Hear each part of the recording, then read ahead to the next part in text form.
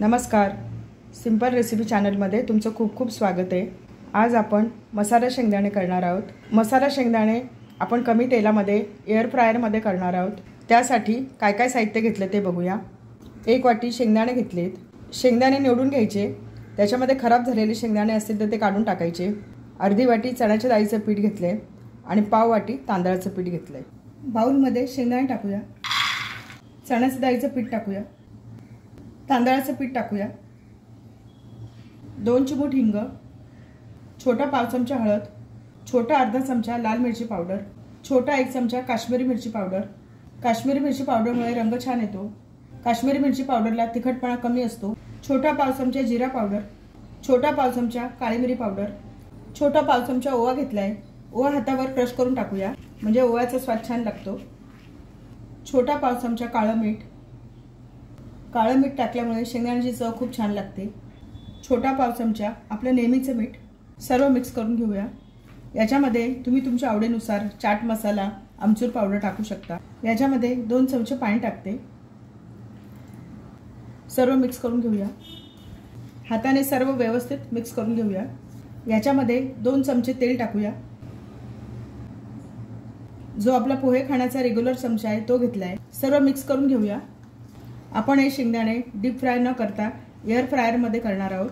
त्यासाठी 2 चमचे तेल आपण टाकून घेतले। सर्व मसाले शेंगदाण्यांना व्यवस्थित लावून घेऊया। याच्यावर थोडासा पाण्याचा हपका मारते। अगदी 1 चमचावर पाणी घ्यायचंय, खूप जास्त नाही घ्यायचं। सर्व मिक्स करून घेऊया।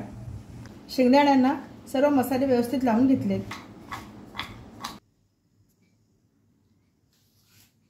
एअर फ्रायरच्या ह्या ट्रेमध्ये बटर पेपर टाकून आपण शेंगदाणे रोस्ट करू शकतो। माझ्याकडे ही अशी प्लेट आहे, ती टाकून घेऊया। ह्याच्यामध्ये मसाला लावून घेतलेले शेंगदाणे टाकूया। शेंगदाणे अशा पद्धतीने पसरून टाकायचे। सर्व शेंगदाणे टाकून घेतले। एअर फ्रायरमध्ये ठेवूया। 185 डिग्रीवर रोस्ट करून घेऊ। काढून घेऊया, हलवून घेऊया। शेंगदाण्यांचा छान सुगंध सुटलाय।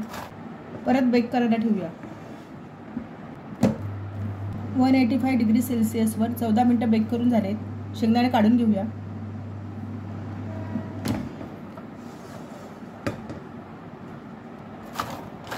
शेंगदाणे छान कुरकुरीत झाले, छान सुगंध सुटलाय। प्लेट हळूच बाहेर काढून घेऊया। मसाला शेंगदाणे प्लेटमध्ये काढून घेऊया। छान कुरकुरीत झाले। आपले एअर फ्रायरमध्ये मसाला शेंगदाणा बेक करून झालेत। प्लेटमध्ये काढून घेतलेत। छान झालेत शेंगदाणे, छान कुरकुरीत झालेत। 2 चमचे तेलात आपण हे केलेले आहे। रेसिपी आवडली असेल तर चॅनलला सबस्क्राईब करा।